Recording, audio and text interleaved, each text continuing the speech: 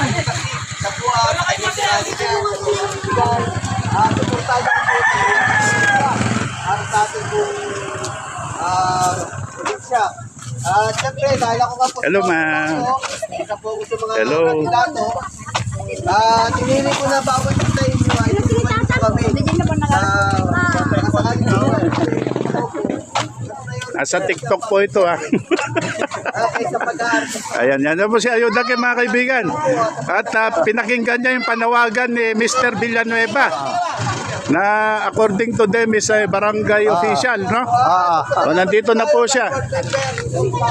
Matagal na po siyang tumulong. Ayan po si Doming Torrio.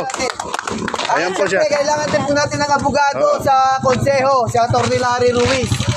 Ayan mga kaibigan. Bigyan po natin siya ng isang pagkakataon lang, baka sakaling mas malaki pang may ambag niya sa bayong po. Si Atty. Larry Ruiz po, ano? Isa lang po, Huwag po isa. natin kalilimutan.